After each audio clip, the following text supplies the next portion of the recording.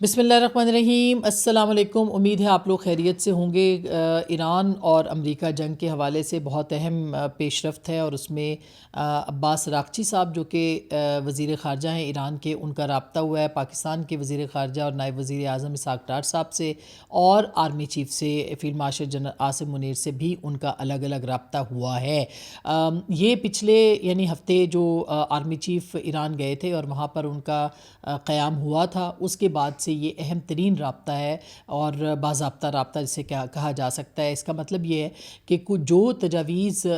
دی گئی تھیں امریکہ کی طرف سے اور ایران کی طرف سے، اس کے اندر پیش رفت کا امکان ہے۔ تو اس کے اوپر بھی بہت اہم چیزیں ہیں، اور ہم کچھ معلومات آپ کے ساتھ شیئر کریں گے کہ امریکہ کیا سوچ رہا ہے اس حوالے سے۔ اور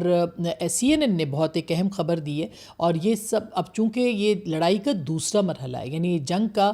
میں اس کو سیکنڈ فیز آف دا وار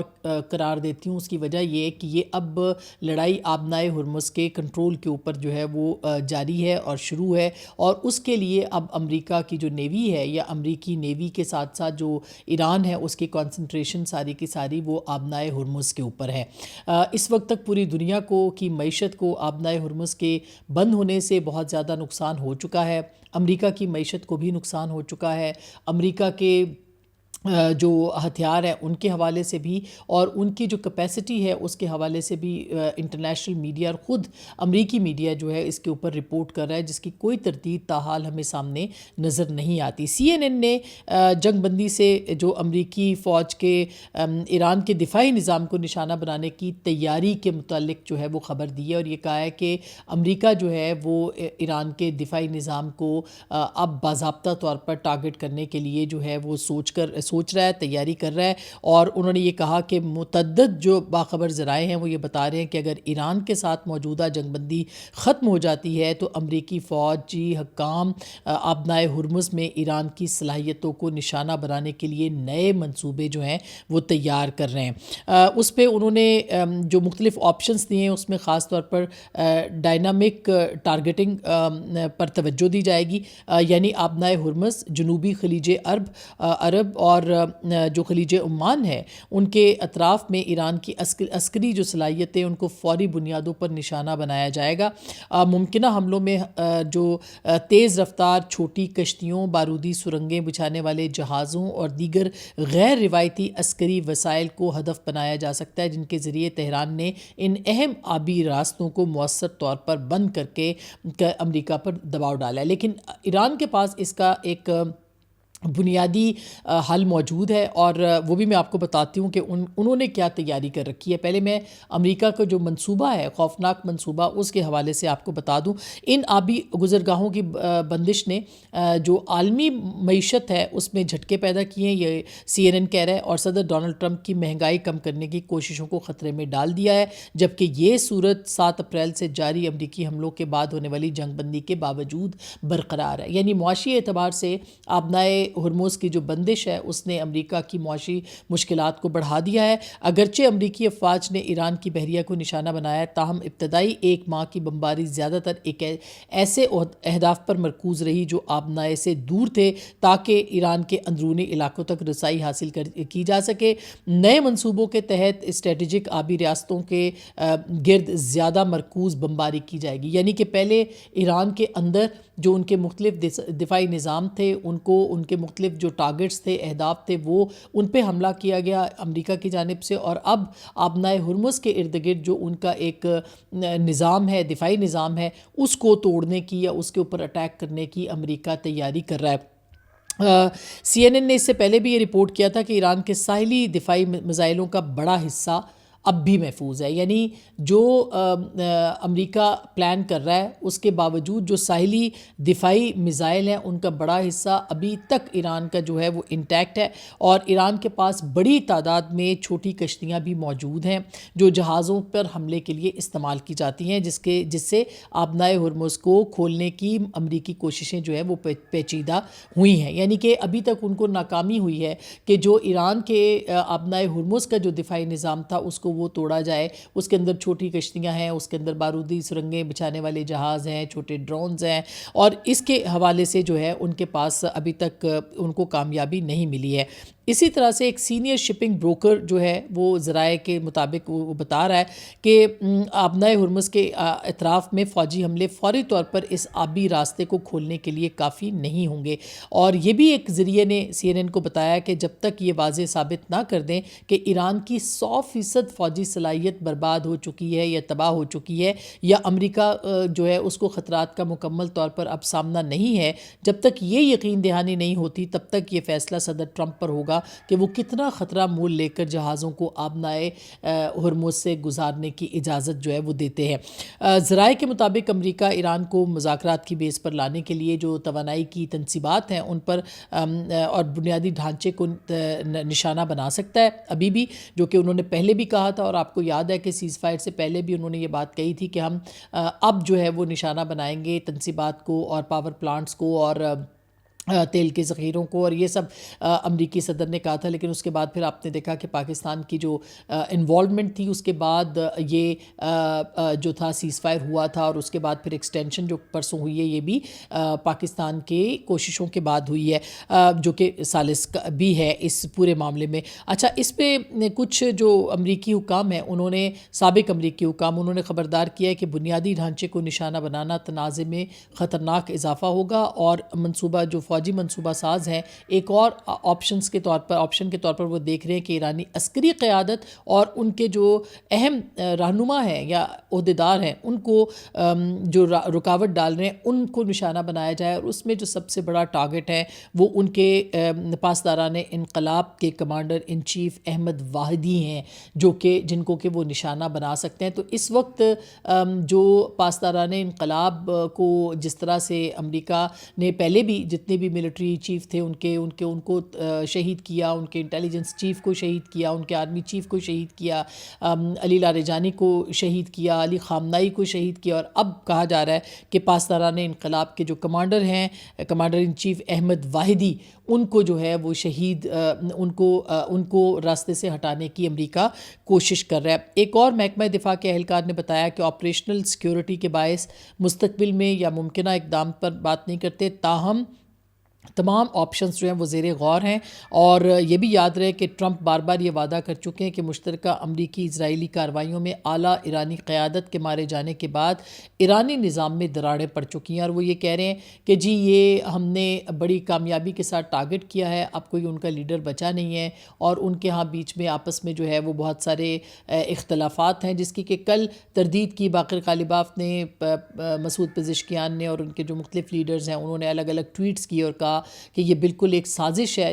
جو کہ ایران کے خلاف کی جا رہی ہے، تاکہ، اور یہ اسرائیلی پلان ہے اصل میں، اور اسرائیل کا یہی پلان ہوتا ہے ہمیشہ ہر جگہ پہ کہ وہ جو قیادت ہے اس کے درمیان میں وہ سازشیں اور جو اس طرح کی جو سازشیں ہیں وہ بنتے ہیں تاکہ لوگوں کے اندر اختلافات کو ہوا دی جائے، خبر دی جائے، مغربی پروپیگنڈا کرنے میں آسانی ہو، اور لوگ جو ہیں وہ بلیم گیم کرنا شروع کر دیں، اور ڈیوائڈ سوسائٹی کے اندر جو ہے وہ پیدا کی جائے۔ اسی طرح سے جو CNN ہے وہ یہ بھی کہہ رہا ہے کہ ایران کے تقریباً نصف میزائل لانچرز اور ہزاروں ڈرونز جو ہیں وہ ابھی تک امریکی بمباری سے محفوظ ہیں، اور گزشتہ ہفتے وزیر دفاع پیٹ ہیگس جو ہے انہوں نے تسلیم کیا تھا کہ ایران نے جنگ بندی کے دوران اپنی کچھ فوجی تنصیبات نئی جگہوں پر منتقل کر دی ہیں، اور خبردار کیا کہ معاہدہ نہ ہونے کی صورت میں انہیں نشانہ بنایا جائے گا، یہ بھی انہوں نے کہا۔ اور اس کے ساتھ ساتھ CNN کے مطابق ٹرمپ جنگ دوبارہ شروع کرنے سے البتہ گریزاں دکھائی دیتے ہیں اور سفارتی حل کو ترجیح دے رہے ہیں۔ ذرائع کا کہنا ہے کہ جنگ بندی غیر معینہ مدت کے لیے نہیں ہے، اور ضرورت پڑنے پر امریکی فوج جو ہے وہ کارروائی کرنے کے لیے تیار ہے۔ تو ایک طرف تو وہ جنگ کرنے سے گریزاں ہے جس کو کہ ایران جو ہے وہ بھانپ رہا ہے، اور وہ یہ سمجھ رہا ہے کہ اگر انہوں نے جنگ کی تو ان کے لیے بہت مشکل ہو جائے گا، ان کی معیشت کے لیے بھی اور ان کے لیے بھی، اور دوسری طرف ایران کے جو ذخائر ہیں وہ ابھی تک نصف سے زیادہ جو ہے وہ موجود ہیں، اور بہت سارے انہوں نے مختلف جگہوں کے اوپر جو ہے وہ اب ٹرانسفر بھی کر دیے ہیں، جو کہ اب امریکہ کہہ رہا ہے کہ ہمیں پتہ ہے کہ وہ کہاں پر یعنی ٹرانسفر کیے گئے ہیں، اور ان کا جو اندازہ ہے وہ ان کے پاس موجود ہے۔ اسی طرح سے جو آبنائے ہرمز جو ہے اس کے حوالے سے بھی ذرائع کہہ رہے ہیں امریکہ کے کہ جنگ کے آغاز سے قبل ٹرمپ انتظامیہ نے ایران کی جانب سے آبنائے کو بند کرنے کے عزم کو کم سمجھا، جبکہ اگر ابتدا میں امریکی فوجی وسائل وہاں تعینات کیے جاتے تو شاید اس اقدام کو روکا جا سکتا تھا۔ یعنی پہلے انہوں نے ایران کو تباہ کیا اور اب آبنائے ہرمز کی طرف آئے ہیں، جبکہ یہ پہلے ہونا چاہیے تھا۔ ویسے تو دونوں طرف سے ان کی جو جنگ کی اسٹریٹجی اب تک ناکام رہی ہے، لیکن بہرحال یہ جو جنگ ہے یہ بھی اب کافی زیادہ امریکہ کے گلے پڑی ہوئی ہے اور اس سے جان چھڑانا ان کے لیے مشکل ہو رہا ہے۔ جنگ کے ابتدائی دنوں میں آبنائے بند ہونے کے روکنے میں ناکامی ہی موجودہ تعطل کی بنیاد بنی ہے، کیونکہ حملوں کے خدشے کے باعث آئل ٹینکرز اب بھی راستے سے گزرنے سے گریزاں ہیں۔ ایک امریکی اہلکار کے مطابق اس وقت مشرق وسطیٰ میں امریکی بحریہ کے 19 جہاز، جن میں سے 2 طیارہ بردار جہاز شامل ہیں، جبکہ بحر ہند میں 7 جہاز جو ہیں وہ موجود ہیں، اور امریکی فوج نے 13 اپریل سے ایرانی بندرگاہوں کی ناکہ بندی کر رکھی ہے۔ اچھا، یہ جو صورتحال ہے یہ اب کافی زیادہ سنگین ہوتی چلی جا رہی ہے، خاص کر کے میں معاشی اعتبار سے بتا رہی تھی، گو کہ اب آپشنز جو ہیں وہ امریکہ کے پاس موجود ہیں، اور وہ ایران کے جو پاسداران انقلاب کے چیف ہیں، ان کو کمانڈر ان چیف ان کو نشانہ بنانا چاہتے ہیں، وہ اب ٹارگٹ کلنگ کے اوپر زیادہ جانا چاہتے ہیں، وہ اب آبنائے ہرمز کے ارد گرد جو ان کی اسٹریٹجی ہے اس کو اسٹرانگ کرنا چاہتے ہیں، لیکن ان کے ہاتھ ابھی تک کچھ نہیں آیا، کیونکہ ایران کے پاس پہلے سے کہ جو دفاعی طاقت ہے وہ موجود ہے، اور ان کے جو ڈرونز ہیں ان کی بھی ایک بڑی تعداد ان کے پاس موجود ہے، جبکہ امریکہ کے پاس یہ جو صورتحال ہے یہ اب دگرگوں ہوتی چلی جا رہی ہے۔ آج ہی نیو یارک ٹائمز نے ایک بہت ہی اہم سٹوری جو ہے وہ پبلش کی ہے، اور ان کا یہ کہنا ہے کہ فروری کے آخر میں ایران کے ساتھ جو جنگ شروع ہونے کے بعد سے امریکہ چین کے ساتھ ممکنہ، یعنی جو چین کے ساتھ انہوں نے اپنی جنگ کی تیاری کی تھی اس کے لیے طویل فاصلے تک مار کرنے والے اسٹیلتھ کروز میزائل جو ہیں ان میں سے تقریباً 1100 یعنی 1100 استعمال کر چکا ہے، جو امریکی ذخیرے میں باقی رہ جانے والی کل تعداد کے قریب ہے۔ فوج نے 1000 سے زائد ٹوماہاک ہاک کروز میزائل بھی داغے ہیں، جو اس تعداد سے تقریباً 10 گنا زیادہ ہے جتنے وہ عام طور پر ایک سال میں خریدتی ہے۔ پینٹاگون نے اس جنگ میں 1200 سے زائد پیٹریاٹ انٹرسیپٹرز میزائل بھی استعمال کیے، جن میں سے ہر ایک کی قیمت $40 لاکھ سے زیادہ ہے، جبکہ 1000 سے زائد جو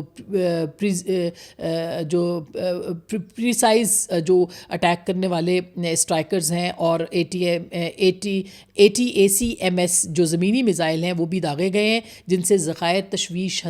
ناک حد تک جو ہے وہ کم ہو گئے ہیں۔ یہ بات بھی محکمہ دفاع کے اندرونی اندازوں اور کانگریس کے حکام کے سامنے آئی ہے۔ ایران کے ساتھ جنگ نے امریکی فوج کے جو عالمی سطح پر ان کے اسلحہ اور گولہ بارود کے جو ذخائر تھے ان کو نمایاں طور پر کم کر دیا ہے، اور پینٹاگون کو مجبور کیا ہے کہ وہ ایشیا اور یورپ کے تعینات کمانڈر سے بم، میزائل اور دیگر عسکری ساز و سامان جلدی میں مشرق وسطیٰ منتقل کرے، اور اس کمی کے باعث علاقائی کمانڈرز کی تیاری متاثر ہوئی ہے۔ وہ روس اور چین جیسے ممکنہ حریفوں کو مقابلہ کرنے کے لیے کم تیار ہیں، جبکہ ٹرمپ انتظامیہ اور کانگریسی حکام کے مطابق امریکہ کو پیداوار بڑھانے کے لیے نئے طریقے تلاش کرنا پڑیں گے۔ اس تنازع نے یہ بھی واضح کیا ہے کہ پینٹاگون مہنگے میزائلوں، گولہ بارود اور خصوصاً فضائی دفاعی انٹرسیپٹرز کے پر حد سے زیادہ انحصار کرتا ہے، اور اس کے ساتھ ساتھ یہ خدشات بھی سامنے آئے ہیں کہ آیا دفاعی صنعت نسبتاً سستے ہتھیار اور خاص طور پر حملہ آور ڈرونز کو تیزی سے تیار کرنے کی صلاحیت رکھتی ہے یا نہیں رکھتی ہے۔ تو امریکہ کے پاس جو ہے وہ پہلے سے کم جو ہے وہ موجود ہیں اس وقت